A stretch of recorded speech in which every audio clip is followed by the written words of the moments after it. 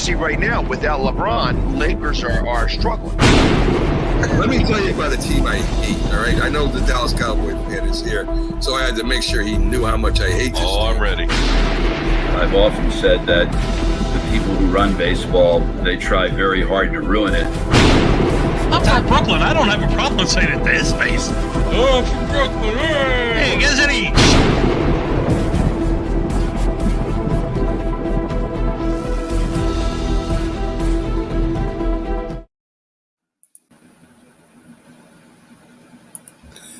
This is a presentation of Northeast Streaming Sports.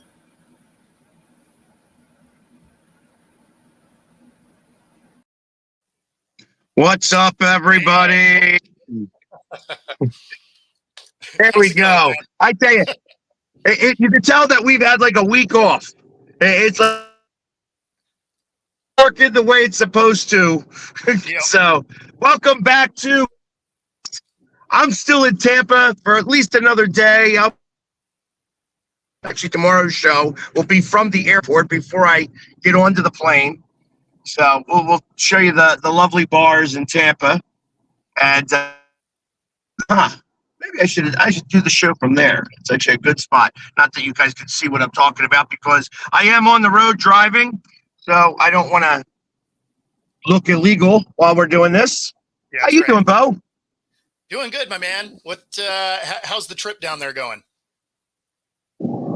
Trip is good. It's been fun. Obviously, I got to see a good amount of baseball. Got to run into some older players, some newer players, some current players. It's been an experience. If you have never done spring training before, and I have to assume that it's very similar over there on the West Coast in Arizona, I suggest doing it because it has been a lot of fun. Right on. Yeah, it is definitely on the list of things to do, especially because generally the weather's not fantastic here in Seattle this time of year, although it has been really nice the last couple of days. But, getting down to Arizona, watching some baseball in the heat would not be terrible. No, I figured that would be right on the calendar. That'd be a great spot, especially in March. Absolutely. But I hear that it's like a balmy 37 degrees in Philadelphia right now. So I much prefer to be down here. Right now it's only 62 degrees, but that's so much better than 37. It sure is. Yeah, no, we actually had a really nice March day yesterday. It ended up being almost 75, which is warmer than normal, to say the least. It was 75 degrees yesterday. Yeah, it was toasty. It was toasty. It was nice. So at lunch, I went out and played some bags because cornhole at lunch is a good idea. I understand. It's actually always a lot of fun. Absolutely. Some people would go golfing. You're playing cornhole. Absolutely. Yeah. Yesterday, I was thinking about doing. I'm a lot better at cornhole than I am. Understood. Than golf. No, and I can appreciate that. So am I. In fact, what would you say is your best round of golf ever? Oh, I don't even know, man. I legitimately play golf probably once every few years. So, so whatever it was, it's terrible. Although I do have to say that I went to the range, towards the end of last year, and I did figure something out about my swing. That I always had a really bad slice, right? Because I swing similar to if I'm playing baseball, right? So I swing for contact. Like I'm there to smash it, and it's not the best way to approach a golf swing. But what I found is if I twist the club a little bit in my hand as I open the club face coming through, then it actually hits square. So I didn't have to change my swing, although I probably should. But I could at least get the ball to go straight now instead of, one of my favorite trips golfing. I absolutely annihilated a ball, but it had a slice that put it 5 fairways over. So it went out and then hung a right and was gone. And we ended up finding it, a few holes later as we were walking along. So all of that to say, I am terrible at golf. Yeah, hey, listen, I get it because I am just as terrible. I have never broken 100. I have golfed a few times. Par 9, I probably broke 100. Or I mean, only a front 9, right? Right. Yeah, I got 104. I did even better in the back 9. So normally when I go golfing, the people that I go golfing with don't ever want to go golfing with me again. I'm one of those guys that can bring a bag of balls. Yep. And after that, would still need to borrow balls from some of the players that I'm there with. Yep. I'm with you there. Although, it's fun if you go with people that are also bad. So like we went one time, this was probably, 10 years ago now, but we all showed up, and then while we were in the parking lot, we're like, okay, everybody just pick one club out of one bag. And that's what you played the entire day with. And so I took what did I have? I think I had like a 5-iron. And then when I was on the green, I just used it like a pool stick. Granted, everybody else that was on the course were looking at us like we're insane and shouldn't be there, which they're not wrong. But the cart girl liked us, or the beer girl, so that was good. That would be the club that I would choose. I would choose a 5-iron because I'm really good at the low and far. Yeah. Like use the 5-iron to get out of the trees, and I'm good at that. Oh, okay. Like I can get out of trees pretty good, but it doesn't have any lift when I use the 5-iron. But it does go like 125. Yeah. So, although your 5-iron should probably get you to 200, I would think. I mean, I don't know. I'm not a pro, so I couldn't even tell you.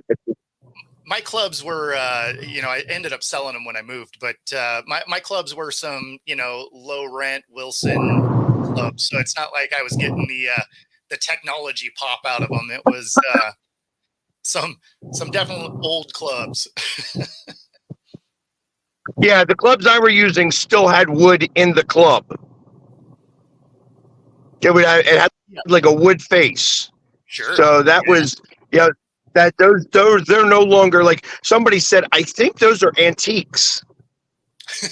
That's accurate. So, and here's another thing that I learned that also would help. That if you are not, a true golfer, and you go golfing with a bunch of people that know how to play golf, bring some Vaseline and put Vaseline on the head of the, and that'll stop the ball spin. Oh, interesting. Okay. Was it weighted or something? Yeah. So like if you have a really bad slice, that will stop that. Huh. I feel like I have a bad slice. Say again? I said, I feel like it'd probably be better off to just like fix your swing. Oh yeah, no. But if you're not listen, I'm not going to be, you're right. I should fix my swing, and fixing your swing will make you not have to use Vaseline anymore. But in the meantime, I am using Vaseline, or I'm going to use Vaseline the next time I go golfing. So basically, if it helps, it helps.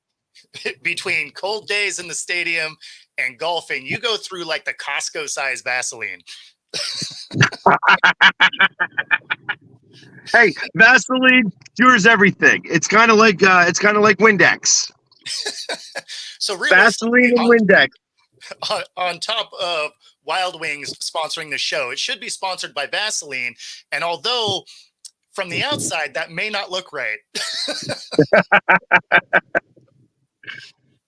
Never a dull moment. That's what we get here. Only on Coast to Coast you get this type of information. just absolute nonsense all the time. Exactly correct. Exactly correct. So All right, we do have a couple of we got a couple of comments rolling through here. Let's see, we got Chad. Him and his cousin are going to join WWE real soon. Chad, respond, like, give us more info on that in the comments, because I'm curious what you mean by that. Like, how, what part of it are you joining? What's that look like? Because I'm definitely curious on that. And then shout out to my dad. It's his birthday today. So, oh, happy birthday, Dad. yeah. So, Yeah, sweet. Interestingly enough, I received a phone call a couple days ago, where obviously WrestleMania is happening in 2 weeks. okay. And they wanted to have me do a promo at City Hall. Now, of course, I'm down here, so it would have been like way too expensive for them to fly me up there, do the promo, and then fly me back. Yeah. So I wasn't going to do that. But I hope to do one of the promos while we're there, while I come back up there. So I'm actually excited about that. And then, of course, I met a WWE person down here who's like, he's like, yeah, I'm part of the production, the production crew. And, he's one of the executive producers. I'm like, oh, awesome. Well, I'll be there. You should let me know. And if I can do anything, that'd be great. Just get me up in the ring. If somebody wants to body slam me, I'll take it. That would be hilarious. That would be hilarious. I was just like trying to catch a foul ball or something like that. I figured if somebody was filming me, not paying attention, and a foul ball hit me in the head, that would go viral. Huh. Yeah. Yeah. You know? No, if you get blasted in the ring there, absolutely, that would get all the clicks. Exactly. That's exactly correct. In and fact, it's interesting that would have to be part of the promo for the Hater Show, because then the guys would be getting amped to see you get like beat down in the intro to then come in and talk.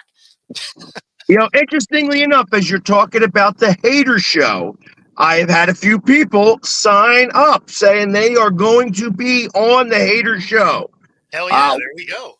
Yeah, we haven't heard from Avalon Brian yet, but I'm going to put out a video sometime this week, talking specifically about it. Like, hey, you hate on the Philly sports guy? Come to the show. Yeah. But there's another Brian who's always hating on my stuff, and he's going to be there. There's a lot of Brians that hate me. Brian is like a hater name, I think. Fair enough. Calling all Brians. Imagine there's Everybody a is few just Kyles out like there hating too. on the Philly sports guy. Come on out. But no, this one Brian's like, hey, listen. He's like, nobody hates you. You're a nice guy. And I'm like, yeah, but you're always talking crap on me. Always talking. Like obviously, I know you understand what I mean by the Hater Show. Yeah. So, because he said he's definitely coming, and he'll have a lot to say. Brian does have a lot to say all the time. Avalon Brian, though, is who I'm trying to get. That's one of those. Yeah, I don't hate you. You're a nice guy. I just hate everything you say and do. Exactly. Exactly. You're cool. Just you, I don't like. And not just you per se, but like everything, like all the things you do. Yeah. Yeah. No, I'm with you. Just change all of this. You just pointed to all of me. Yes, that. Change that. Exactly. That's the problem. That's awesome. But yes, that's going to happen. But unfortunately, it's going to be the Hater Show, and then it is going to be, then it's going to be WrestleMania. Nice. So we'll have to use those clips for the next Hater Show. Oh yeah, because the WWE's after the Hater Show. Yes. I gotcha. Yeah, So, well, that's like I might be running double duty that day also. So as soon as that wraps up, I might be doing the player reporting to the new AFL team that's here in the Seattle area. So it may be bouncing right from that show to all the players reporting. So that could be kind of fun. Still working the details out on it, but it could be a long day. Hey, you know what? Long days are good days typically. Absolutely. Yeah, it's it was very interesting. So because this weekend I got together with a good amount of Seahawk fans. Oh, okay. There is a huge Seahawk contingent in Florida. Yep. So one goes by Mega Hawk, one goes by Cutie Hawk, because all of the Hawk fans have Hawk names. Of course. And then there's T Hawk, and so and they all do like different types of content. They all have different styles. They're all super fans, and great. And then also I met with a Matt Storm, who was from Seattle, played for the Eagles in '98. He was an offensive lineman. Okay. Still big guy, great dude, amazing guy to talk to and hear some of the stories about. And he also lives in Clearwater, so got to see him. He's actually a Philly fan because that's where he ended, but now he lives down here in Clearwater. I met him and his wife. So, Very but cool. Also from Washington, and Mega Hawk, who is he wears a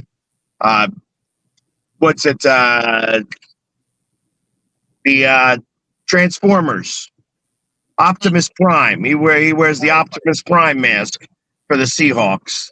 Nice. He also was a semi-pro football player. Oh, cool.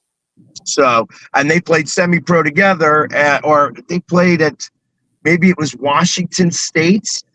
Oh, okay. But Matt Storm wound up going to Georgia. He wound up being a captain of the Georgia team when he played. Huh. Awesome. So interesting. Big Seattle contingent down in Florida.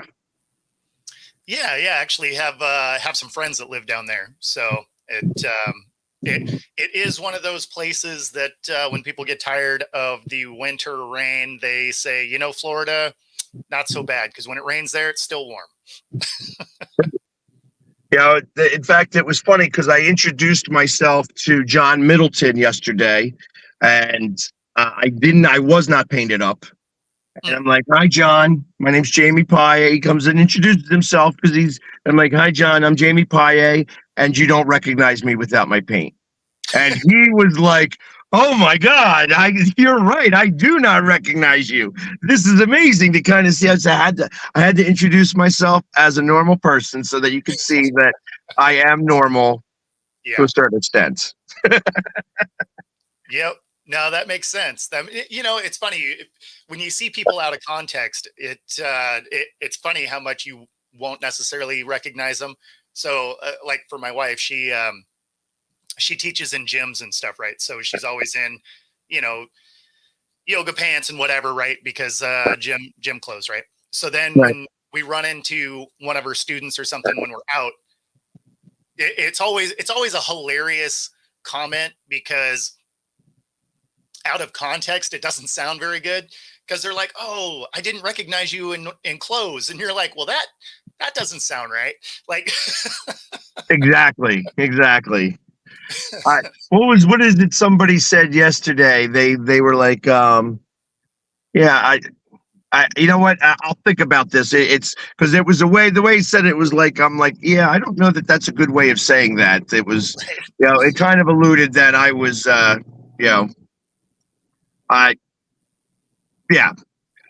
sexually imposed a certain way. oh, So I'm like, I don't know that that's the way that we should say that.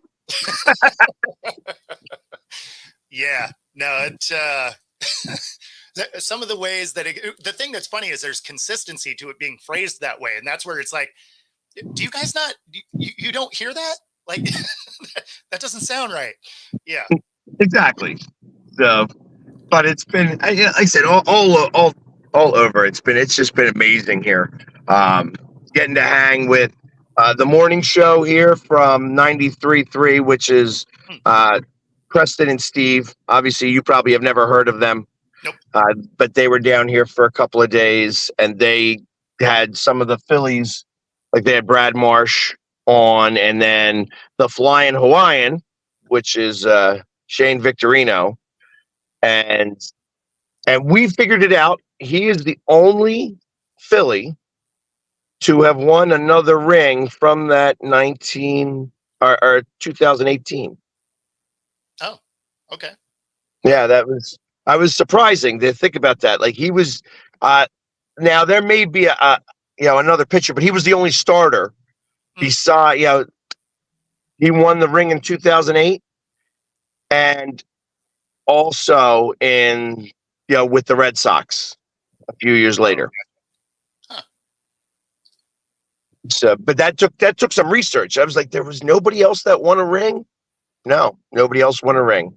Maybe Chase Utley with the Dodgers that one year, but I don't think so. I think he retired that year beforehand.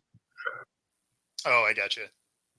So, but yeah, I mean, that would have been the year that he could have won. It would have been the year that Houston cheated. Yeah. And I would say that out loud if Jay was here. Unfortunately, Jay should be back tomorrow. Yep. I know he's chomping at the bit. He definitely is. He, it was funny because when he was originally talking about it, he's like, oh yeah, I'm going to be back on Friday. It's like, dude, there's no way you're coming directly after surgery into the show. Although would be hilarious because he'd be drugged up. There was no way that was going to be a real thing. But for all of you watching, Jay is back home. He's out of the hospital. He's healing up. We should see him tomorrow. So speedy recovery to Jay, and glad to hear that everything went well. Exactly. Yeah, because it's one thing or another. I mean, obviously, he got both knees, or just the one. Just the one. Got it. So he still ain't going to be running anywhere anytime soon. No, definitely not. Plus, it was the VA, so we don't even know if he got the right knee done. Gotcha. They're like, oh, wrong knee. Right. And that vasectomy, that you wanted got done. I didn't want a vasectomy. Tough. Yeah, exactly. We forgot the Sharpie. We didn't know which knee. We just did one. Hope for the best. Exactly. At least we cleaned the scalpel this time. That's right. Clean instruments. Small victories. Jay, you get the wins when you can get them. Oh man. So I do want to chat about the Steelers a little bit, just because they have an interesting quarterback room now, and it's been a couple of days since we were here. So what do you think of Fields getting picked up as the backup? They only had to give up a 6th rounder because there's no way he's gonna throw or be 60 or 51% of the snaps. So not with Russ there unless he gets hurt, right? So interesting that the Bears waited this long to basically get nothing in return. They would have been better off to do something earlier or wait until after June and wait for a quarterback to get hurt so that they can, drive that cost up a little bit.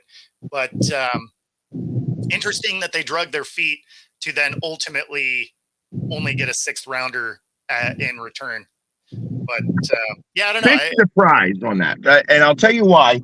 The Eagles had offered, I think it was a 5th round pick for him. And they wanted, which I thought, because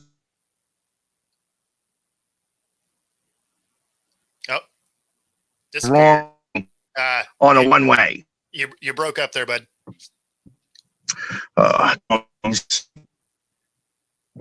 She's the owner. We can't understand anything you're saying, man. Doesn't she see the arrows? Oh, now we got you. This is life in the fast lane here. Yeah, now we lost you there for a second. We didn't catch any of that. Did I lose you? Yep. Yeah, so the Eagles. Can you hear me? Yeah, we got you now. So the Eagles were going to give up a 5th. That's about where you disappeared. Yeah, so they were going to give up, not want to come to Philly. Yeah, it sounded like there were a couple of different offers for him. And honestly, this is a good move for the Steelers, right? They get Russ for $1.5 million, which is nothing, and then they get Fields for a sixth, which also is nothing. And I think his hit was like 5.6 or right around in there. So they have basically two starting quarterbacks for under $10 million, which is amazing. I still think they kind of have to draft somebody though, because both of these deals are 1-year deals. Yes. Well, no, can they not pick up the option? So they can pick up Fields' option. Russ's deal is a 1-year deal. They could pick up Fields' option, and but even still, do you think Fields is the guy enough that you don't draft somebody? Because when you look at it as Russ is going to be your starter, right? They already said that up front. So you're still not going to have Fields. So you're still not really going to know what he is. So say you take his 5th-year option. That's a prove it year for him, right? And if he's not the dude, do you want to miss out on this draft class? I don't know if you do, because the guys that you have are so cheap that, maybe you do move a couple of things to go get him. Yeah, I don't know. It'll be interesting to see what they do, but in true Bears fashion, it looks like they mishandled the Justin Fields thing one more time before they get rid of him in the way to find the least amount of compensation for the guy. Yeah, well, I mean, the moment that's and then what are they going to go with Caleb? Well, I mean, that's what it looks like now, right? I mean, I tell you, I don't know that that's a good choice either. I will say this though: they do have more weapons now than they ever did for Fields. So I feel like whoever comes in next has a better opportunity than Fields did, because Fields not only didn't have weapons, he had no offensive line. So now they have some weapons. I would imagine they're going to draft some offensive line. And, in theory, it should be a step ahead of where Justin Fields was at, but opportunity-wise. But, we'll see. We'll see. It's the Bears. I mean, you can't really bank on them doing the right thing. No, I agree with that wholeheartedly. I think that it's they're the one thing the Bears are good are at messing things up tremendously. I mean, I would say elite. They are elite at that. Hey, there he is. There we go. Now I can. Hold on. Let me get rid of this. Now the echo's good. Monday. Come down to the stadium for the monster truck rally. Exactly. That's awesome. But now we're here. All right. Now I'm back in normal and not driving and all this other stuff. So it was, I had to bring the girlfriend to the airport.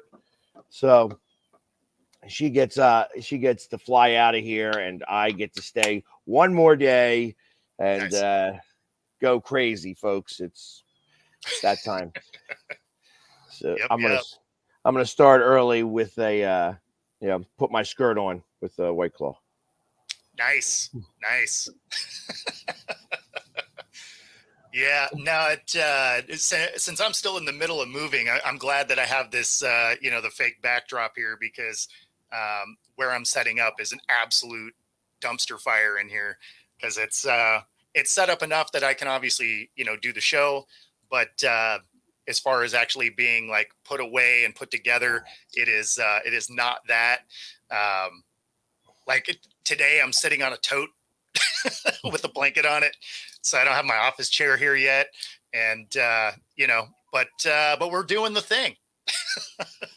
Yeah. Hey, listen, and I figured we would do this, like I said, I know that we haven't been back in it. We'll be back in the swing of things really on Thursday. Tomorrow will be another kind of haphazard day. Yep. But I wanted to at least get back on here to talk a little bit of stuff because obviously, I mean, we got Pickett, and in the midst of all that, we got Pickett for, in theory, I think it wound up being like 22 picks, like the difference of 22 picks and a 7th rounder.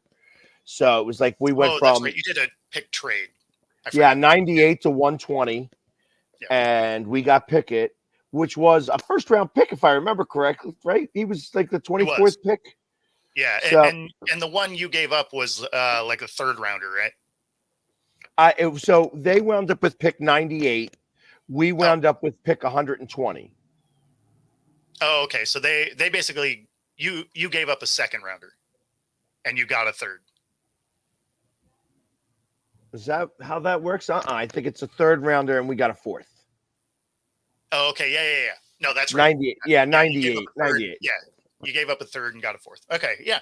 No, I mean that seems right. Right. And I think we also gave up a 7th rounder in the process. But I mean that's essentially what we did for Sam Howell. Is we gave up a 3rd and we got a 4th, and I think we gave up a 6th or a 7th for him. And so I mean it was kind of a similar deal, and that actually makes sense because it's kind of a similar talent. right. And for what's his face, for what he signed for with the Giants, I mean, that was nothing either. So like, what is he making? 10? Luck. Yeah, making 10 this year. Fully guaranteed though. Yeah. So the one thing I do want to talk about when I think about Pittsburgh is that I would not be surprised if Fields isn't the starter. That pick doesn't become a 4th round pick. I don't think. I've been saying this for 2 years now that Russell Wilson's done, Sure. and I think that it'll be good to have him start like the first couple of games, that he would ultimately win in the preseason. But I think ultimately it's going to turn around. I think that Justin Fields is going to wind up being the quarterback of that team, and he will have 51% of the snaps. And that 6th round pick will be moved into a 4th round pick. Maybe. The thing is Russ may not be his prime Russ, right? Like I'll concede that because Father Time gets everybody, right? Right. But the thing is he's going into the situation that he played his best football in. They have a really good defense, right? They have a solid running game. They have a couple of weapons. They're not going to ask him to do too much. So that is the kind of football that he was great at, right? He has to make a special play 3 or 4 times a game. That's it. Well, I think he can still do that. Like he can't go cook, right? Like that was never his thing. Like he's not that guy that can just sit back there, sling the rock, and be Peyton Manning, Drew Brees. Like he's just not that guy. But what he's going to be asked to do with the Steelers is exactly what he was good at in the prime with the Seahawks. So I could see him keeping that starting job. But the Steelers have the same problem that the Seattle did, that Denver had. A poor offensive line. Yeah. I mean, I would imagine they're going to address that to some degree because they didn't have to pay anybody to play the quarterback position. So it's funny. What I'm seeing the Steelers do is the all in that you heard Dallas was going to do. Well, yeah, yes, but I didn't believe Dallas a little bit. I mean, hey, Dallas did go all in on a long snapper.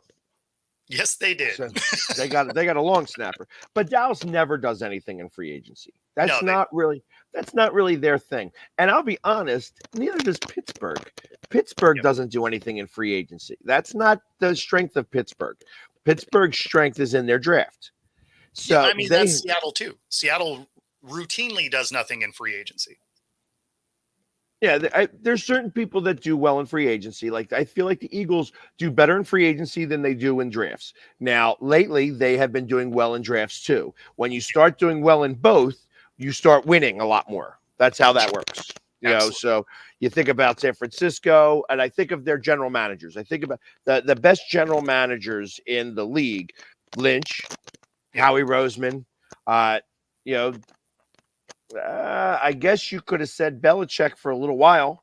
You know what I mean? I mean, he had it going on. He did have Brady, but he also had great defenses. And listen, Brady did not win the Super Bowl after they lost to the Rams. That was the defense that won that Super Bowl. Oh, no doubt. So, yeah. You know, and there was, I would say, 3 or 4 of those rings that Brady's wearing were won by the defense. You know, oh, yeah, I would agree with that. And you got to give them credit because, I mean, at the end of the day, they were incredibly good at building offensive lines. They always had really good offensive line. Yes. The Patriots were. Yes. Yeah. So, but that's how they were able to get as far as they did. But I mean, ultimately, I still think that when you see the general managers and you see how they build teams, that's where I think, like I said, Howie Roseman is one of the top ones out there right now. He has down years too. You know, it's not always great. You're not going to hit every time.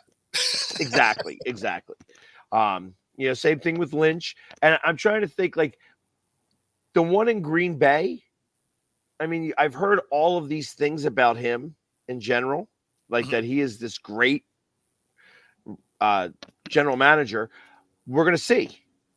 Yeah. We're going to see. You know, I mean, obviously they had a good turnaround last year. I think that it is, you know, going to keep up. However, in Detroit, I mean, is Detroit going to go back? I think Detroit's the better team out of the 2 of those teams. So we'll see how that the building goes with that. I don't necessarily trust the GM over there more than I trust the culture. Mm-hmm. The culture is really what did that to Detroit, not the guy picking up players, because the guys that they picked up weren't so great. I mean, they hit on a couple of draft picks, which, you know, 2 major draft picks, and had one trade that was really initiated by the Rams. Mm-hmm. So you had Goff. You wind up getting Goff. So you got the number 1 pick in the draft 7 years ago, who is a good quarterback beyond what anybody says. You know what I mean? He is a good quarterback and did go to a Super Bowl. Exactly. So, you know, guys that know how to get over that hump are not many. You know, that's a big deal. Guys that win continue to win, and there's a reason for that. You know, that's why when you hear Mike Singletary say, "I want winners," that's what he wants. He wants winners. You know what I mean? I want guys that know how to get over the hump, because if you haven't gotten over the hump before, you never know how to get over the hump. And I tell you, I am one of those guys that when I think about general managers that did not do well, I think of the Flyers general manager, Paul Holmgren. And you want to talk about somebody? I don't want to get into my rant, because I tell you, when I get into my Flyers Paul Holmgren rant, it goes for a few minutes. But I tell you, what I do know is that guy never won on any level. He never won in juniors. He never won in the WHA. He never won as a player. I mean, he got there a few times, but never won. And and then he never won as a coach. He never won as a GM, assistant GM, a regular GM, president he's not won on any level. And yet he's still looked at as one of the greatest Flyers of all time. And I'm like, no.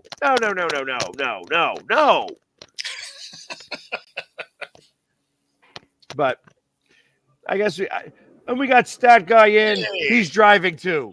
That's why I wasn't sure what was going on with Stat Guy. What's up, Dustin? On my way to Detroit. Nice. Rock City. I will be there next month. Yep. Hellhole City, Yep. What's in Detroit this week? Red Wings and Blue Jackets tonight. Ah, nice. That should be a game the Red Wings win. Just should is the key word. Will they? Right. We will see. So, I mean, I'll segue to that for a half a second. The Red Wings right now are in a little bit of trouble, I think, because Washington's nipping at their heels. And Washington had a big win yesterday. I was watching that against Calgary because that was one of the games they were able to show here in Tampa at 11 o'clock at night. And so, and I think that right now the Flyers are still 2 points ahead of them. Yep. So if Washington happens to overtake the Flyers, which is a possibility, Detroit would be on the outside looking in. Yep, they're the eighth seed right now. They have a 2 or 3 point lead over whoever's behind them in that 9 spot. But they did lose. They lost 7 in a row before they won on Saturday, and then they lost again on Sunday. But this is what happens when you lose your best player, Dylan Larkin, at the worst time of the year, and then your GM fails to make a move at the deadline. Well, I mean, so you're going to say that it's Steve Yzerman's fault? I think Steve Yzerman dropped the ball at the deadline because when we talked over deadline week, I said the 2 biggest needs that Detroit had needed was another goalie and more scoring. They lost their best scorer and did not make a deal to bring in somebody to replace him, and their goaltending has been ranked 30th out of 32 teams since the deadline. The 2 biggest needs they had, they did not address. Perfect. And there you have it. So, well, I mean, I hear you, but that also sometimes that occurs when you have. So, for instance, Danny Briere did not do much at the trade deadline either. And the reason why he didn't do much at the trade deadline was because he was rewarding the team by not trading pieces away, short of pieces that were slated to leave. Yeah. 1-year contracts that ultimately was like, okay, yeah, we were going to trade you for an asset. And they got the asset. They wound up getting a first-round pick for it. So, but that being said, maybe that's part of the plan, not to trade away any of the players there and keep it together for next year, knowing that next year you may be the team that you want to be. I mean, I can see that point, but at the same time, there was at least 2 or 3 guys that are on expiring contracts this year that you could have got rid of. And the team at the time that the deadline was happening, Detroit was on a 6-game win streak where they had an 8-point lead over the number 8 seed. They were in a position where they could have climbed as high as 3rd if they would have made the right deal. But I get that Yzerman wanted to reward the team for how they were playing, but part of the job of rewarding the team is giving them more resources to be successful the rest of this year into next year. And they had opportunities for some of the players that were mentioned, like Jacob Gensel, who obviously got traded and then signed an extension. They had Tarasenko you could have brought in. You had other goalies that you could have brought in, all to help the team this year and next year. But by failing to do anything, the day after the deadline happens, you lose your best player to an injury, and then you lose 6 straight after that.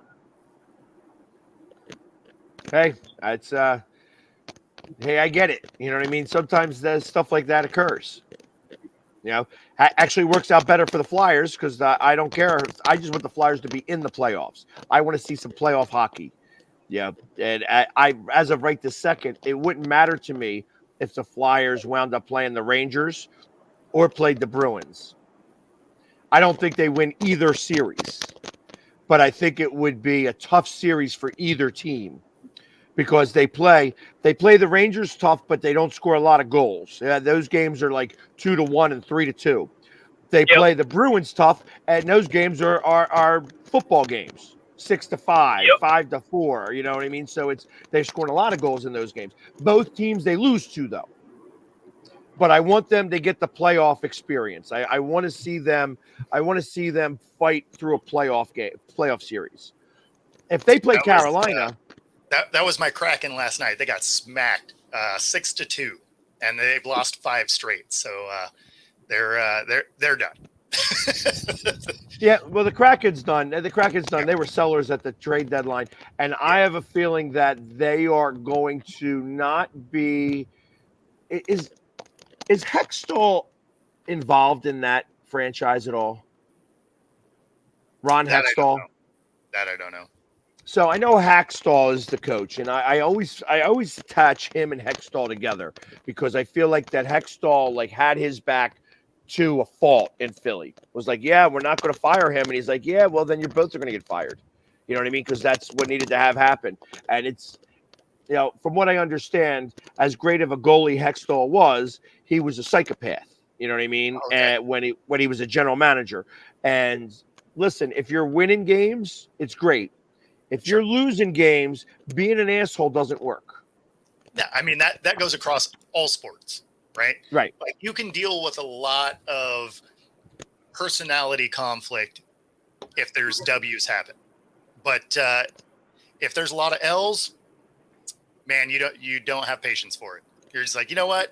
Not only are you an asshole, but we're losing. Yeah, you can do that somewhere else. Right. You know, and he could have stayed had he not just, you know, lived and died by Hackstall.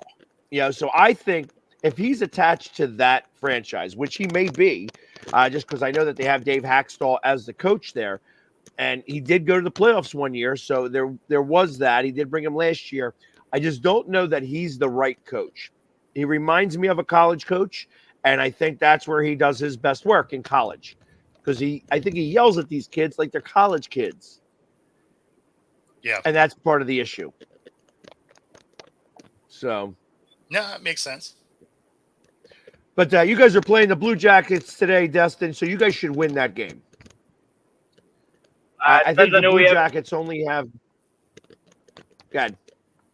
Yeah, it depends on who we have at goalie. I mean, Alex Lyon has now made 6 straight starts allowing 4 goals or more. Obviously, Detroit is 1-5 in those games. James Reimer's last 4 starts, he's allowed 4 goals or more in all 4 starts.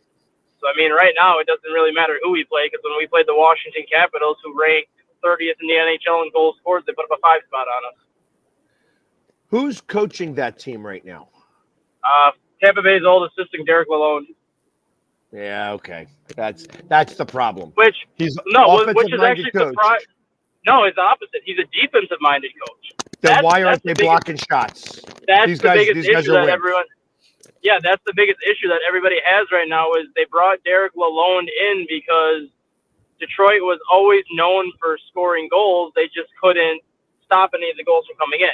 So they brought Lalonde in there to change the defensive scheme. He brought his old goaltending coach that was in Tampa Bay when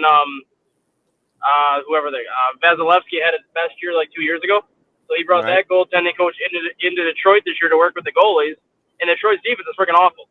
So whatever scheme he's trying to put in Detroit right now is not working, and the thing that he was supposed to be known for doing is the thing that is ultimately was killing Detroit right now.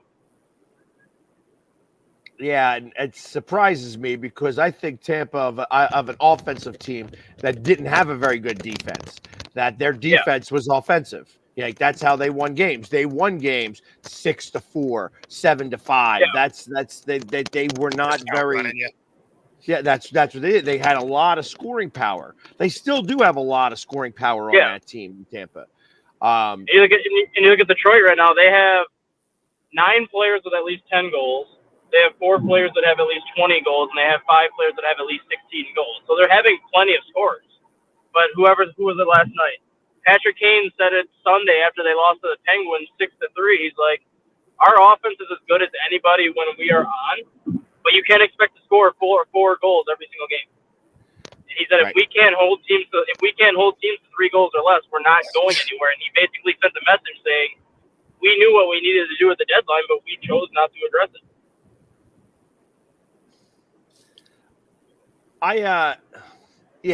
And the truth of the matter is that if you're not getting in front of shots, and that's really what I feel like most of this comes from. The Flyers have been winning games this year solely on the fact that they block about 10 to 15 shots a game. So when you are diving in front of shots and you got your legs on those shots and you got you're protecting your sack because none of these guys like to wear cups anymore. Although if you're playing in hockey and you're diving in front of pucks, you better be wearing a cup.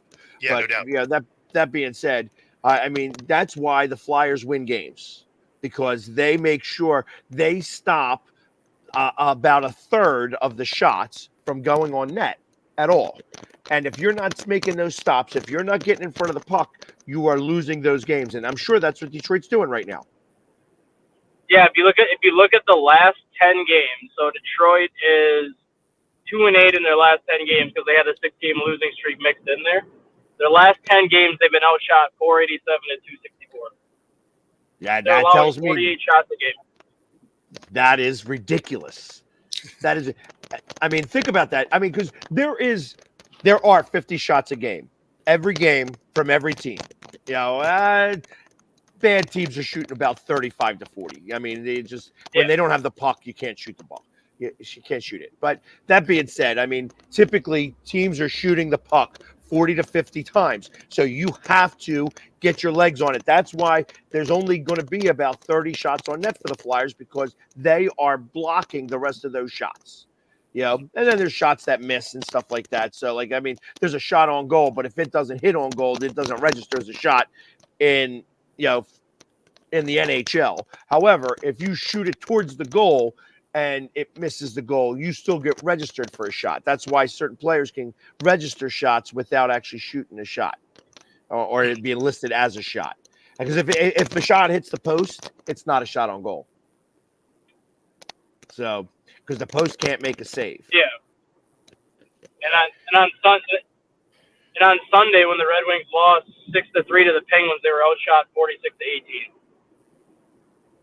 Right, because the Penguins are blocking shots, which is surprising. Actually, it sounds like to me that the Penguins just had the puck. I'd be willing to see. I bet you the puck possession in that game was probably about 65%. Because the Penguins, what they do have are skaters. You know, it's like, I hate Sidney Crosby and I hate Gino, but those two guys can skate circles around younger guys who have no idea how to combat them.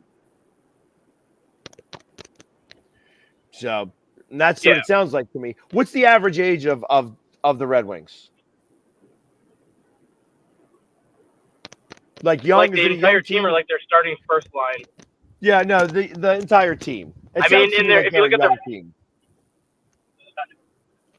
I think their oldest player is Patrick Kane at 37, but I think their average age is like 26, 27. Yeah, that tells me that they're just a young team that haven't put it all together yet. And that's probably why he stayed pat. Probably made some calls, tried to make something occur, and then wasn't really able to make it happen, and that was why. So, yeah, I mean, ultimately, it's like I said, them not making the playoffs this year or getting bounced in the first round isn't going to be the worst thing in the world, because the one thing I will say about Yzerman is that he's a winner. You know, as much as I hate to say it, you know what I mean, but he wore number 19 and he knew how to win games. So, and I watched him beat the Flyers. The only reason why I wanted him to make the playoffs this year was, outside of Florida, the Red Wings have a winning record against the Rangers, a winning record against Boston, and a winning record against Carolina.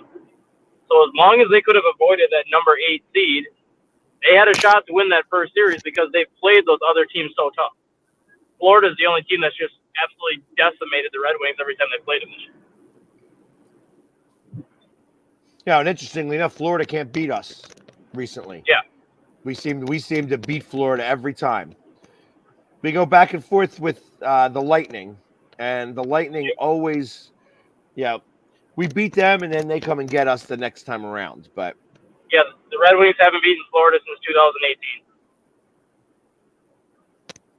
Wow. Like that's the one team that the Red Wings cannot beat. So like right now, if they were to make the playoffs right now, they'd be playing Florida in that first round. It'd be a 4-game sweep because they can't beat Florida. No, they wouldn't. No, they would not. They'd be playing Boston. But they found a way. Oh, yeah, Boston passed Florida. That's right. So right now, if they made the playoffs, they have a shot to beat Boston because Detroit ended up 4-1 against Boston this year. Or 3-1 against Boston this year, and they won the last 3 meetings. They played Boston very well. So funny how that works in hockey sometimes. You know what I mean? That just certain teams have certain numbers, and it surprises me. Like normally, Florida crush the Flyers. Bobrovsky always beats the Flyers for some reason. Not this year. Not this year. And like I said, the Lightning we go back and forth on.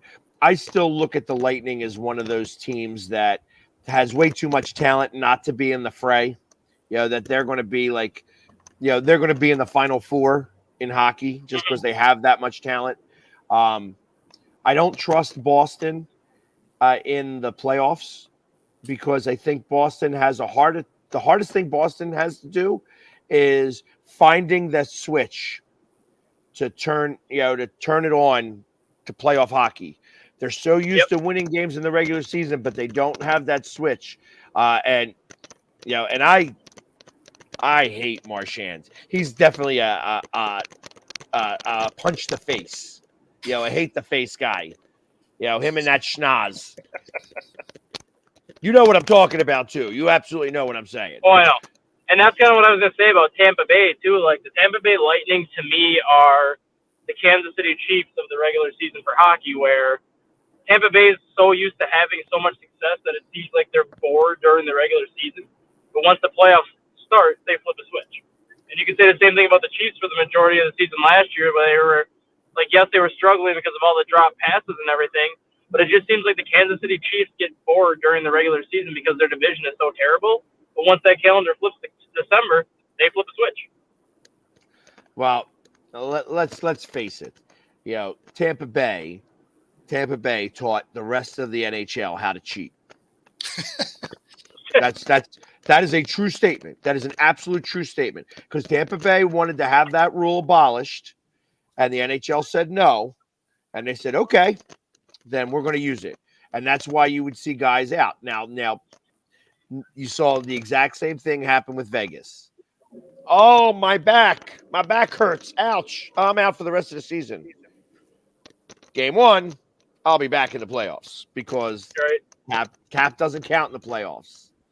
So, I mean, that's what's occurring now. That's how Tampa Bay won their cups. That's how Vegas won their cup last year, and that's what they're doing this year. Well, that's that old if you ain't cheating, you ain't trying, right? Hey, listen, it's not cheating. It's not cheating. It's manipulating the rules. It is using the rules to your advantage. Absolutely. Every NHL team could do it. And it's called load management without saying load management. Yeah, exactly. It's ouch. Oh, wow. I have a lower body injury. Yeah, I have that. See, that's the only thing I hate about NHL too is every other sport when there's an injury, they tell you what the injury is. In hockey, he's out with an upper body injury for 2 weeks. He's out with a lower body injury for 2 weeks. What the hell's a freaking injury? Is it his knee? Is it his ankle? Like, is it his shin? Is it his hip? Did he pull a vagina muscle? Like, what happened? It's always the vagina muscle. That's what it is. It's always like, listen, I'm a firm believer that half of the injuries in hockey aren't real injuries. Sure. Especially the ones that say, like, upper body injury. Like, for how much padding you have, like, what the hell is your upper body injury? Did you get smoked in the face with a puck? Because then, okay, I can understand it. But, like, all the people that say, he's out 2 weeks with an upper body injury, what did he do? He's got, like, a stinking armor suit on it. It's not quite like that, but you feel like that he strained his shoulder or whatever. I mean, those things happen on occasion. It's just the injuries between the ears. Let's be honest. That's exactly correct. I love hearing they haven't come out with hey, he's got the Irish flu. You know what I mean? That you never hear them say that. And I bet you half of those injuries sometimes, those day-to-day injuries, where the late scratch, that is definitely Irish flu related. Like, hey, I just ain't feeling it today, guy. Oh, late last night, was that what that was? So, in the NFL you can't do that. In the NHL you can. In basketball now you can't even do that anymore, or else it's a big deal. So, I mean, you can, you just can't do it as much. Yeah. Correct. You can still just be like, but as long as you hit that 65 games, you're all right. Or you're not going to be allowed to get any awards. You can't win an award now. if you didn't make 65 games. So unless you're coming off the bench, then you can mess however much time you want. exactly. So, well, listen, we are at the top of the hour. Let us take our station identification break, and we will be back shortly, right after these messages. I mean, you can see right now, without LeBron, Lakers are struggling. Let me tell you about a team I hate, all right? I know the Dallas Cowboy fan is here, so I had to make sure he knew how much I hate this Oh, team. I'm ready. I've often said that the people who run baseball, they try very hard to ruin it. I'm from Brooklyn. I don't have a problem saying it to his face. Oh, I'm from Brooklyn. Hey, guys, any?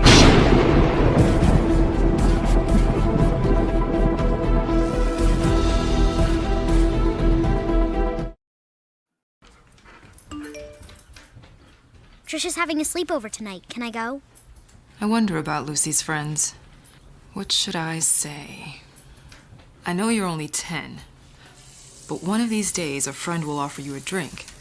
And alcohol at your age can lead to so many things. None of them good. So can I go to the sleepover? Lucy, I want you to promise me I something. finished my homework. Bigger promise. If there's any drinking, I want you to say, "No thanks, not my thing." Mom. I promise you. Your real friends won't care.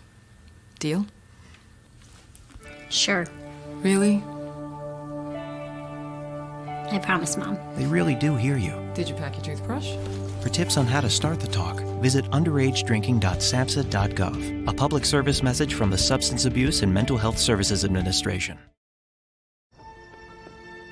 Sometimes, all you need to change your life is a sign.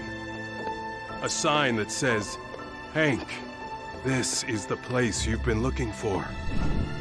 And sometimes that sign is an actual sign that's mounted to a building. 1 second, I'm looking at a sign. I know what you're thinking, and no, I don't love B-dubs just because I'm a buffalo with wings. Frankly, that's offensive and reductionist. Cause this place, come on. It's like they took beer and made it into a place and then gave that place sports and chicken wings. And the people, Cuba, the best. Oh! What the is going on, Marty? This isn't a game, this is trivia! Yeah, this place is kinda like heaven. You know, without needing to get hit by a bus. Let's go, sports bar! Supporting the needs of our veterans. That's the goal of all of us at Team AmVets. Like Mitch, Carlos, and Kevin from our Welcome Home team that brings furniture to our vets. We are Team AmVets. Or Linda from our thrift stores who brings you great bargains every day. I am Team AmVets. And John, who picks up your thrift store donations that support California veterans programs. I am Team AmVets. Visit our website or a Team AmVets thrift store to donate or shop today. Join the team!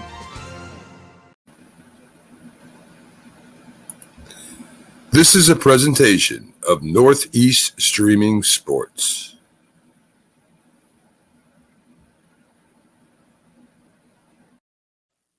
And we are back with the second hour of Coast to Coast.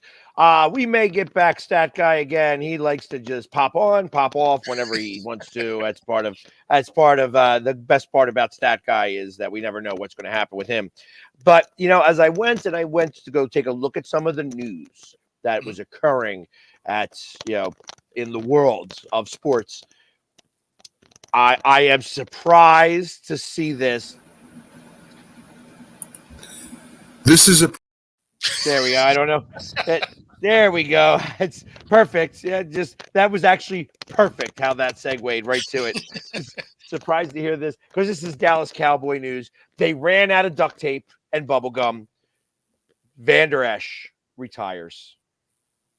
Oh. He announced his retirement. Leighton Van Der Esch is retiring from football. He announced on Monday. So. Yeah, it's surprising. They must be out of duct tape and bubble gum. No more. They put them together. Just throw that tape on him, get it back out there. And if he breaks, don't worry. We'll just wrap him up some more. Put him in some bubble wrap and tape and get him going. He is retiring. So surprise, surprise, surprise.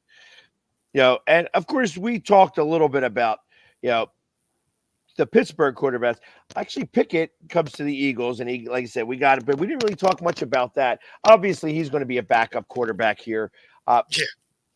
But the one thing I will say about Pickett is he's been an Eagles fan. So now he is playing on his favorite team. And there's something to be said about that.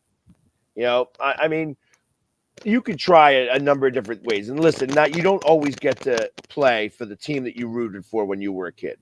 No, of course. In But- fact, most people don't, even if you do make it to that level. But he grew up an Eagles fan, went to play at the University of Pittsburgh, so he played in that stadium. And then, of course, he got drafted by the Steelers, which wasn't a big surprise. Like, I thought that the Steelers were going to take him just because he's familiar with that stadium.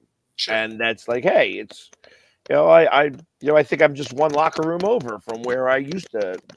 Well, I was going to say that it was the feel good story, right? Like, he went to school there, you get to stay in the city. Like, obviously it's a feel good story. It didn't quite go the way people thought it would go, though. So that being said, I mean, obviously the kid's got some talent. Yeah. Now, he doesn't have enough talent to be able to take over from Jalen Hurts, but I do like the fact that, first, he didn't have an offensive line with Pittsburgh, and he didn't have the weapons that they had there. So if by chance Jalen Hurts does get hurt, I think this kid could ball a little bit.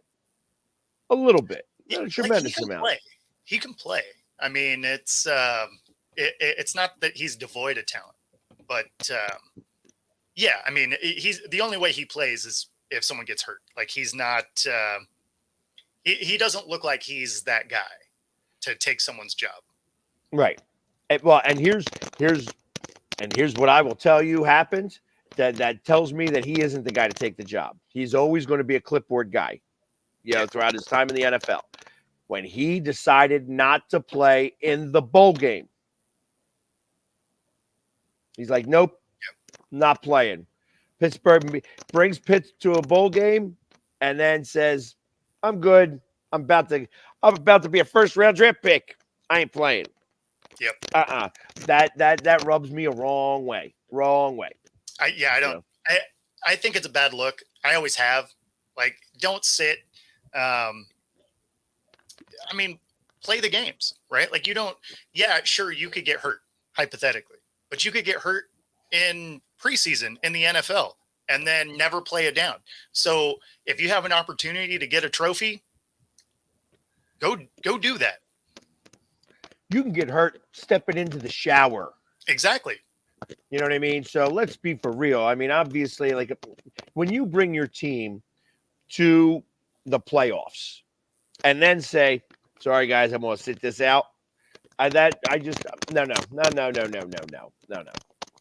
That's not how that's supposed to go. That actually is a good little segue piece here.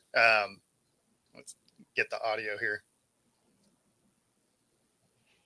There's So this is Kirby Smart. Coaches that say, well, they won't play their senior year. Well, if a kid doesn't play a senior year because he signed, I don't really want him on my team. I just, if he's going to opt out for a senior year, then he would do the same to me. So I don't really know if that's a viable option. A lot of high school coaches think, well, at least I'll get my kids signed, because high school coaches and players are losing opportunities ad nauseum by signing in December and not having spaces because of the portal. So, I don't like the idea of someone signing before their senior year, because I think the senior year matters. I think in the state of Georgia and the Southeastern Conference footprint, the high school season of your senior year still matters. I want to watch a kid play. There's high school coaches that. So that's something that's interesting about the way that college football landscape has changed is now you're starting to get high school kids sitting. Yeah, because the NIL. Because of the NIL. Exactly. Which it's crazy. That's crazy to me.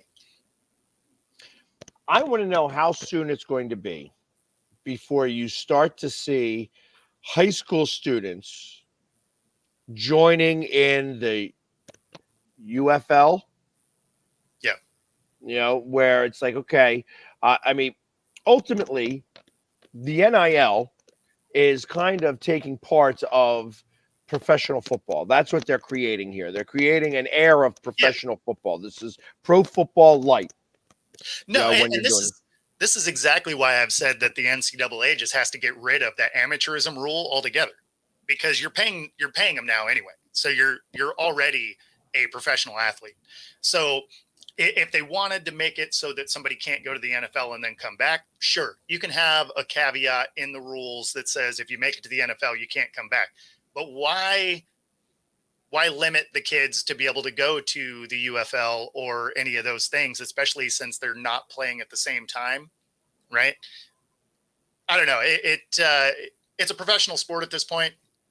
You might as well let it happen. And, from a viewer standpoint, you'd kind of like to see some of that because the talent level in the UFL and spring leagues would go up, right? Because you'd have D1 kids that were like fringe D1 kids that, are going to be able to elevate their game because they'll get those extra snaps and, maybe further their career a little bit. Well, and how soon somebody actually says, you know what?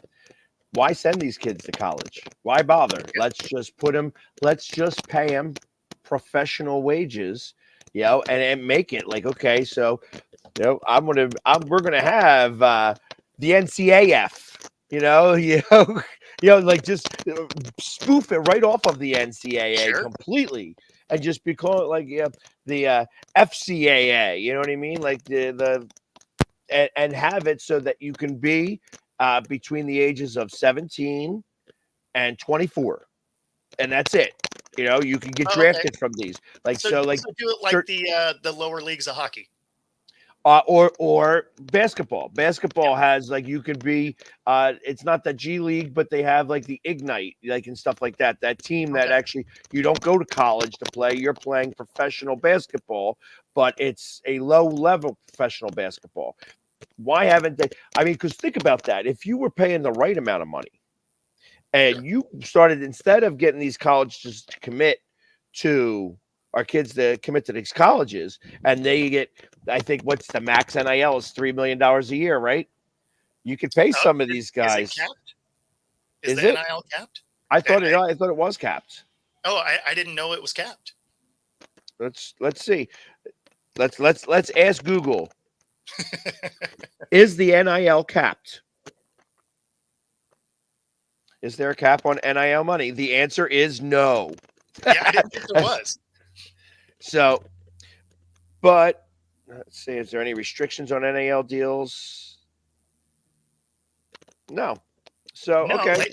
That's the thing. That's why I think this thing's going to get out of control, is because they didn't put any kind of limiting features to it, and they just let the whole portal system, the NIL system, they just let all of it out of the box, and then they're just like, I hope it works out. Yeah, so ultimately, that's what I would do. I would start putting the money into a league that says, you know what, I'm not having these kids go to college anymore. If the NFL has the rule that you have to be 20 years old to play in it. You have to be at least 20. Yeah. So if you have that already, and like, listen, these kids have to have certain grades and whatever to get into college, and they're taking these foo-foo classes to, underwater basket weaving that they're in the middle of the country. There's not even anything underwater. You know what I mean? There's no water to even go under that they automatically get A's in. You know what I mean? And those are the types of things, like, why bother? Hey, listen, we're going to pay you. It's guaranteed. See, that's the thing. You make it guaranteed money. Like, these contracts are guaranteed. So if you get hurt, you're guaranteed. However, you're only guaranteed for the 1 year. So every year you're getting contracts you could sign for 3 years and would say whatever, but hey, I'm going to pay you $5 million to come play for my team. Imagine Manning, going there since he ain't playing for Texas. Sure. Yeah. Although if I was Manning, I wouldn't be doing a damn thing. I'm already the king of my court. You know what I mean? It's like, well, yeah, you're soaking up NIL deals. You don't even have to play. Right. Just because I got the name. Yep. You know, and why would I? I wouldn't even play. I would try my best not to play. You know? I'd want to play. I know you want to play, but now you're getting paid. See, this is where the Ben Simmons effect comes in. You know, it's like, hey, listen, and he was another one who decided he didn't want to play in the playoffs. Brings LSU to the playoffs and then says, no, I ain't going to go to the tournament. And LSU gets bounced out in the first round, loses by 50 points in that first round game because he decided he didn't want to play. You know what I mean? You know, it's funny because, like, even in a blowout where we were just absolutely destroying another team, I didn't want to come out. Like, it was a fight to get me to want to be like, okay, let me go sit down. Like, it's like, no, I want to play every snap ever.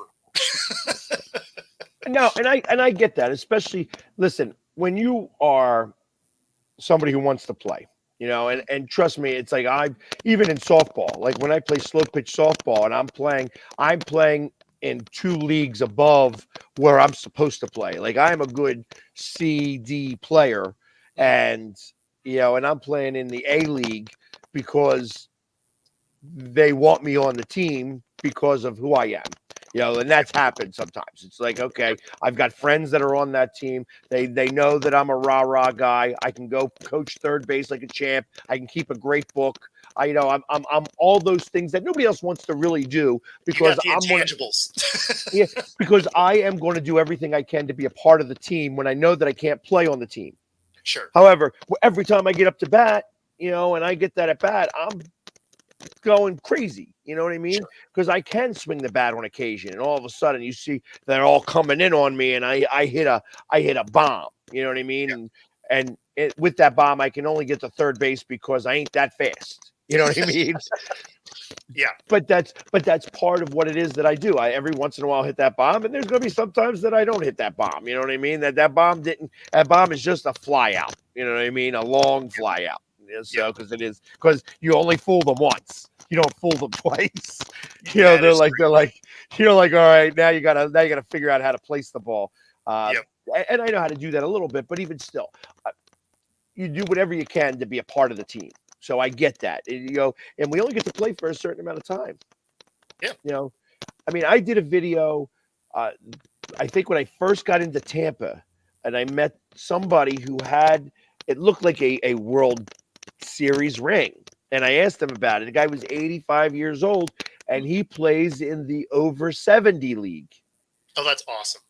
You know, and it was like, they gave the champions get rings, you know, and it was like, it's a week-long thing, and he's been playing forever, and he still wants to play. The guy's 85 years old, and he's wearing his championship ring from 3 years ago. He hasn't won one since then. He said he's won 5 of them in total, but he's not won one since then because he's been on losing teams since then. But he still plays, and it's like he's 80-some years old, and that's awesome. That is like I had a 2-minute interview with him.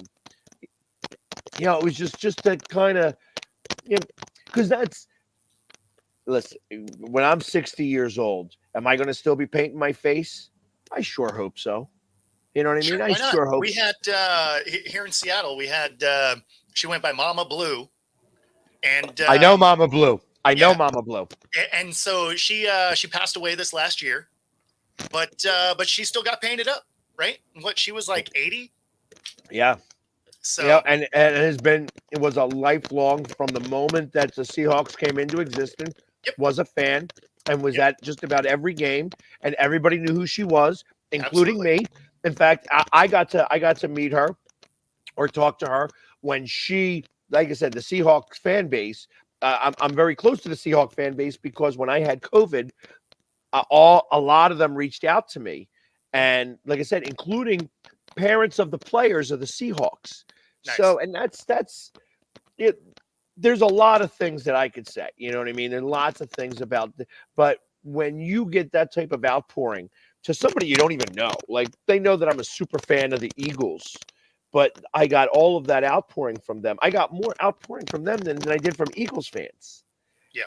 And it's just, that touches you. You know what I mean? So, and when I went down to the Pro Bowl that one year, the Seahawks were having a party at the Pro Bowl, and I went down there as a bird in the wrong nest. You know what I mean? It's just that was the the fun part about doing that. I'm like, hey, I'm a bird in the wrong nest. You know what I mean? I'm at a Seahawks party as an Eagles fan. But that's the fun part about that. Like, it's, that fans are fans.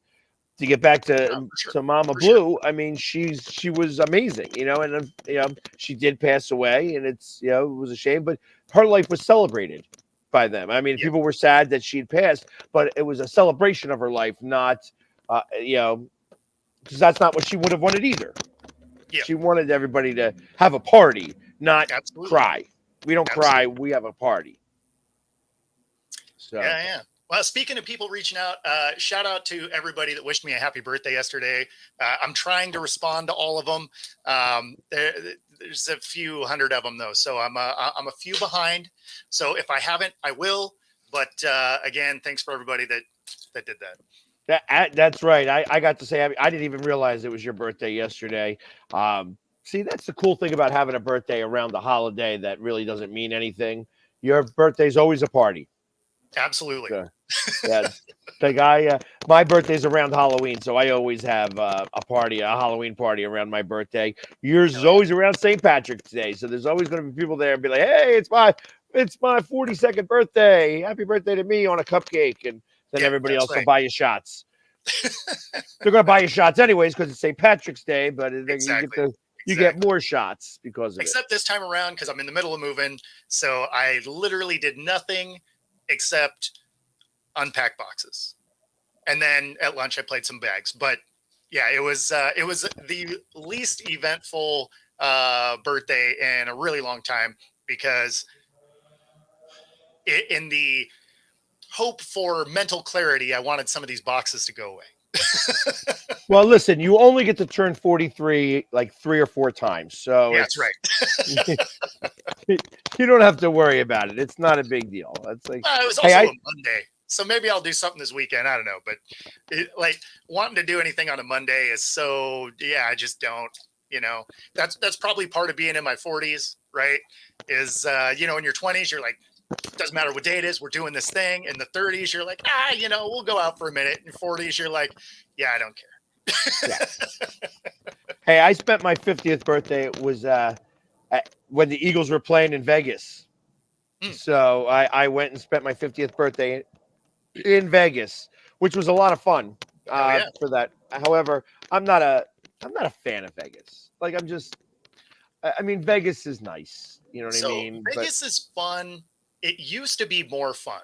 Now after they did their whole, we're a family friendly place and all of this, it became very expensive. Like, it used to be like a fairly cheap, fun thing to go do. And now, like, I can go tropical places for what it costs to go to Vegas. Mm-hmm. Like, I can go to Mexico and be there for a week for what it cost me to be in Vegas for 3 days.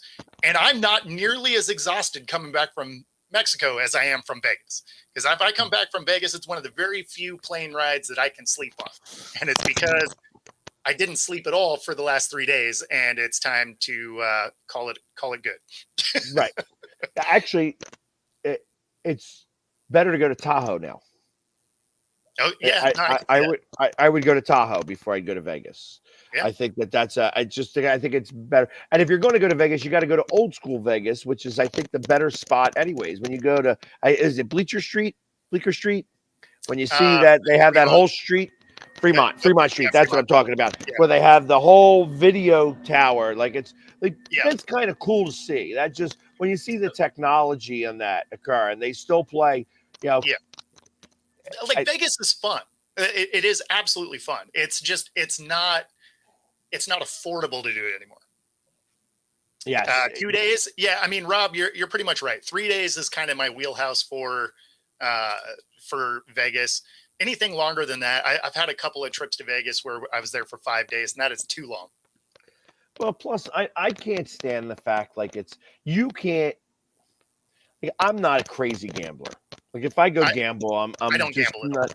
Yeah, and like I will play some games, but I'm just like, I want to go in there and blow $200, and that's it. You know what I mean? And I say I'm going to blow $200 because you don't win any money when you go in there with $200. You don't go in there with $200 and leave with $400 which is what you're really supposed to do. Typically not. Yeah.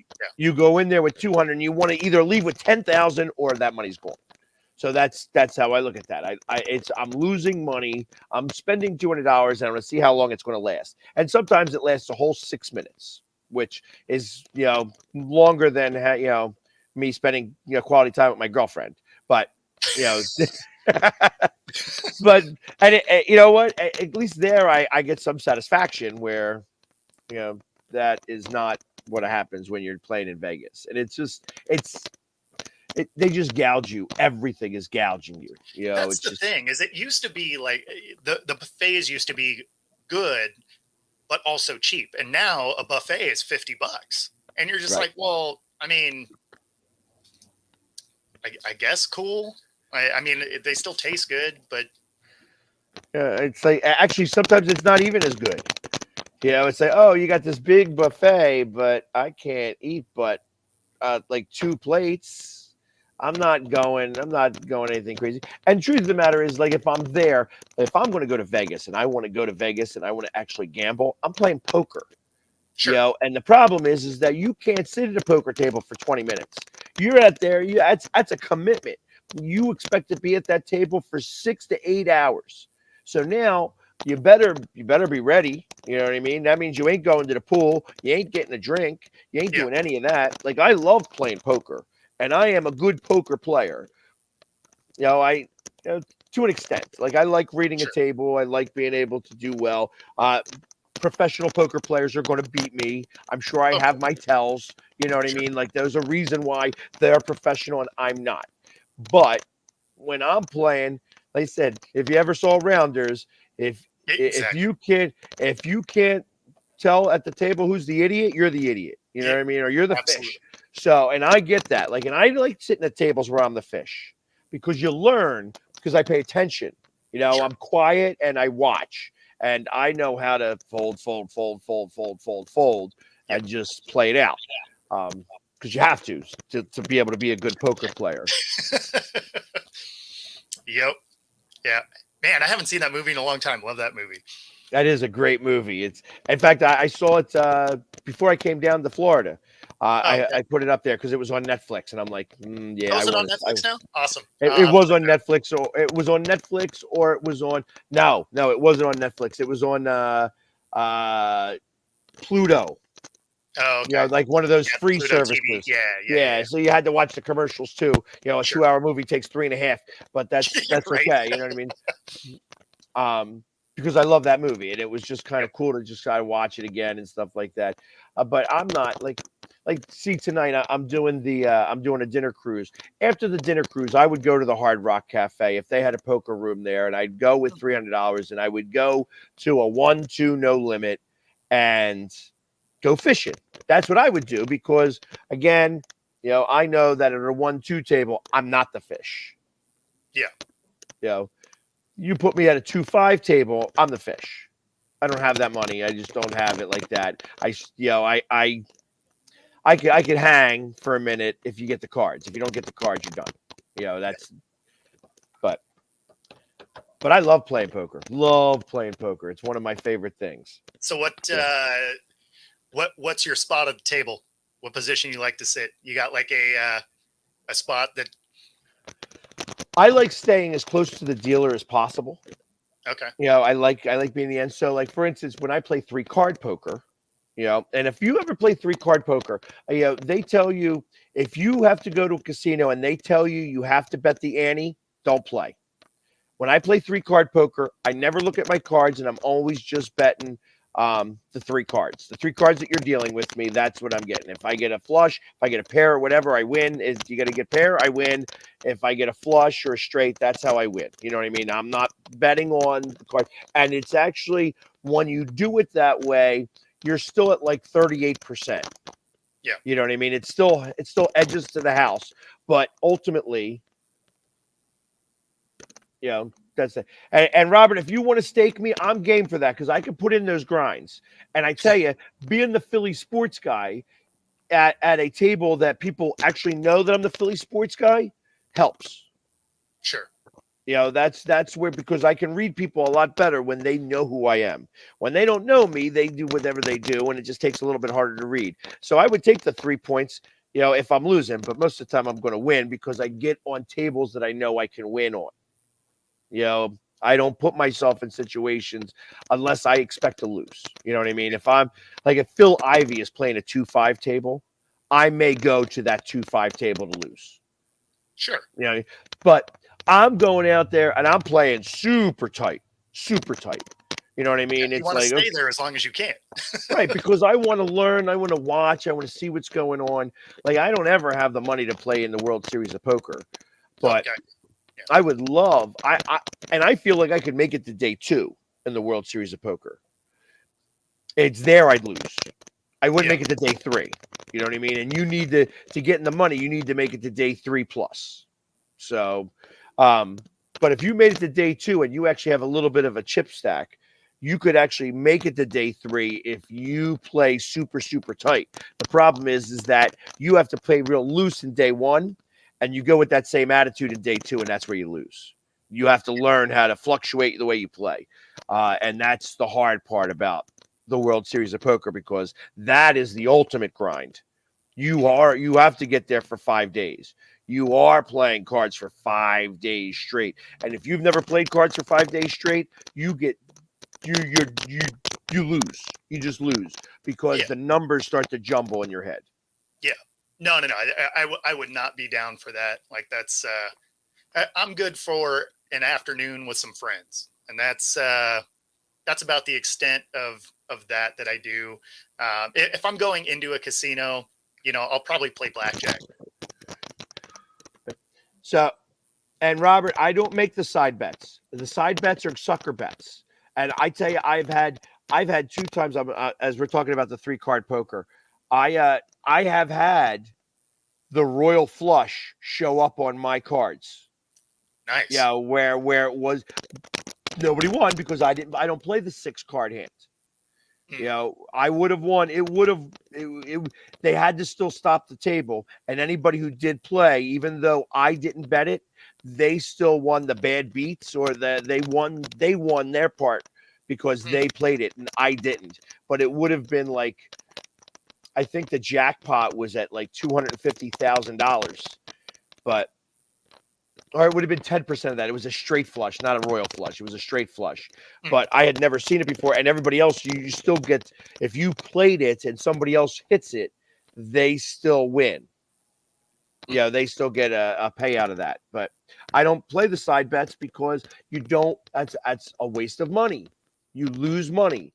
That's where the odds go back down again. So if you're just playing the pair plus, that's it. You're at 38%. You're not losing any money in the ante or anything like that, or it's just I don't ever look at my cards. You deal me the cards, just keep them there, flip them over when you do it, and I'm always closest to the dealer. I always want to be the last guy getting the cards. Just the way I like to play. You want the final spot. I got you. Yeah, the back spot, not the front spot. Okay. I don't want to be the first cards off the deck. I will, if it's just me and the dealer, I want to play as many hands as possible, as quickly as possible. So I only ever play one hand, and I want it to go fast. So, hey, play, done. Play, done. Play, done. And that's just always flip the cards as fast as possible. Because you want, when there's nobody else playing, it's that 38% works in your favor. I got you. So, as we're talking about gambling, just like I have a number of ways to win at roulette. Yeah. Again, winning at roulette, you're doing it at it's at 32%. Mm-hmm. And the problem is that when you lose, it's hard to catch back up again. Yeah. So you just gotta play it the right way and do your thing. And it's all right, well, or just get lucky. There's some luck. Yeah, or just get really lucky. Yep. So yeah, but I love, like I said, if you're winning at a table, then you can stay there for as long as you like. That's the thing. That's the best part about it. Like when you're the chip holder, when you're winning, you got stacks. You don't mind playing. Problem is you can't gamble with the money that you're playing with. You got to stick with the system that you kill with. Like if you're playing $20, you can't all of a sudden bet $50 because that's not how you. Then now you're gambling with your own money. Got to stick with the system. System works if you work it. Oh, of course. And that's your Philly sports guy gambling tip of the day. That's right. Welcome to the segment of how to lose money in Vegas. Rule number 1: go to Vegas. Hey, you're a loser. You lost already. You're already on your way. Anyways, Couturier's out. A healthy scratch for Couturier. So I did see that Governor Shapiro was talking about Pittsburgh trying to get the draft for 26-27. I would love that. And you know what? Pittsburgh deserves it. I think Pittsburgh would be a great town to go see that. For sure. I mean, I like Pittsburgh. It's a really great town. It's the baseball is great in Pittsburgh. Their stadium overlooks the city, which is really nice. I've spent some time working in Pittsburgh, so that would be fun. The fact that Vegas gets it twice, the fact that next year it's back in Vegas again, I'm not a fan of. Oh, gotcha. I mean, I am going to Detroit, obviously. Yep. That's going to be there. That's going to be a lot of fun. Have you spoken to the Seahawks? Have they let you? Are they going to have you in the inner circle? I haven't heard anything. So have you reached out to them? Through their website, but okay. Yeah. Maybe off air. I'll see if I can help out in that regard because I know that you're not one of the Seahawks have a very strong rule that you can only go once every 3-4 years. Can go twice every 5 years is kind of how they do it. So you're not somebody who's going to go every year. So it would be something that we could possibly get you into the inner circle. That'd be cool. Yeah. The Eagles don't have that rule. But I still have to, you got to, sometimes they'll let me in. Sometimes it's a fight. You know what I mean? I don't ever take for granted the access that I get sometimes. Sure. But I'm definitely going to be there. I am definitely going to be there. You know what I mean? That's end all be all. I go to the draft. I may not go next year though. If it's in Vegas again, I didn't like it in Vegas. I mean, I liked the setup, but Vegas does. I probably wouldn't go if it's there. If Pittsburgh gets it, because I've never been, I would definitely check that out because I've never been to the city, so I think it'd be fun. Pittsburgh is a fun town. I mean, where they have all the stuff. Like I can imagine that if they were going to have that draft, they'd probably have it at the Point. They would absolutely have it at the Point. So the Point where Three Rivers meets. Okay. And that was Fort Pittsburgh. So, and there's a hotel there, and that's my chimney. That's my chimney at that hotel. I fixed that chimney. I got that chimney. So that is my chimney. I spent some time at that hotel. And ultimately, but it was great. And I was there twice, for extended periods of time. The first time I was there for an extended period of time, they had the flood where all Three Rivers flooded.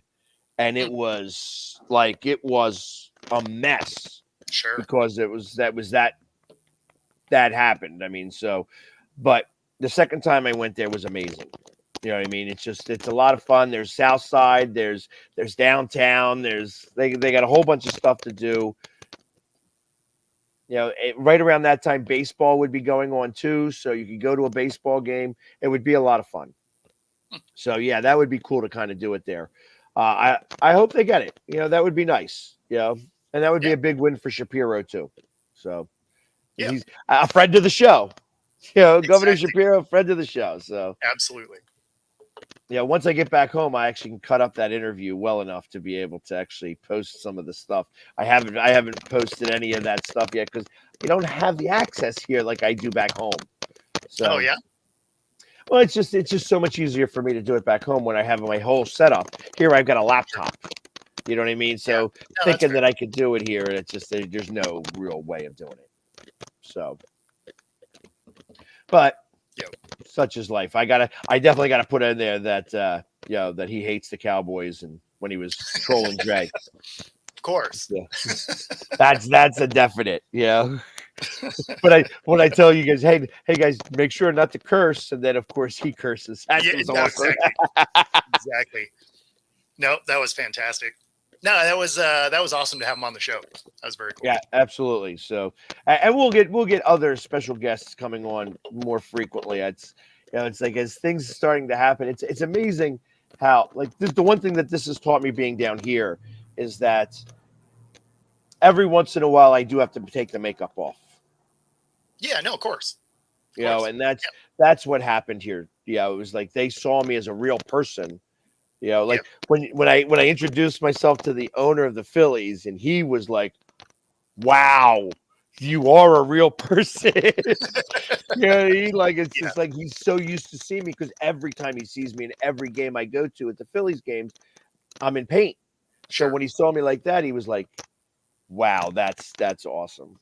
So well, yeah, because I mean, when you're painted up, you're a caricature of yourself, right? So I mean, they don't know who you are as a person. So it makes sense that occasionally you got to be you, right? Right. And I like being me sometimes. It works. Well, I can tell you, none of the people coming to the Hater Show do. Actually, no. The problem is that they want me to be me. They don't want me to be the Philly sports guy. Yeah. No. Exactly. Yeah. True. So, because as I heard from one of the Bryans, I'm a good guy. We don't hate you. We just don't like you. Okay, thank you, Brian. I appreciate that. Man, that's going to be a fun show. That is going to be. I'm looking forward to it. So, but anyways, April 1st, make sure to tune in April 1st. Everybody's going to get the chance to come on and spend their few minutes of time. Did I just lose you? Oh, there we go. No. You're back. I froze. Yep. The technology. That's right. New location, same stupid problem. It's always I'm always going to blame Comcast. Yeah, well, I mean that's what it is, right? It's Comcast. And all the things I do for Comcast in Philadelphia, they should actually have it all set up that we should never go down. But I mean, realistically, I should probably just just cable directly into my laptop and not mess with the Wi-Fi at all. That would probably be a good idea. Yeah. We'll work on that. We got plenty of time. That's true. So, but in the meantime, hey, listen, we went for an hour and 45 minutes. We're going to cut the show off a little bit early today so that we'd be able to get some, stuff done. I got to get a little bit packed up before tonight because tonight I'm going wild. As he's asking me how was karaoke last night. You tell you what, it was too packed. It was way too packed. So everybody who was here for St. Patrick's Day stuck around, and I went over there. I saw what was going on. I'm like, nope, I'm not going in. I'm not even going to try. It was just too much because I had a girlfriend in tow, and she's slower than I am. She just it takes her longer to get ready and stuff like that. Like where I'm like, hey, underwear and socks on, I'm ready to go out the door, and she's like, I gotta do makeup, and it's funny. Like I'm complaining about somebody else doing makeup, but go figure. I mean, as a guy, you put your pants on, you tap the pockets, you're like, keys, phone, wallet, good enough. Sold. Ready for the night. Exactly. So anyways, we're going to call it a day here. We'll be back again tomorrow. I will be doing the airport show, and you will be running it tomorrow. So, and we may even have a Jay sighting tomorrow.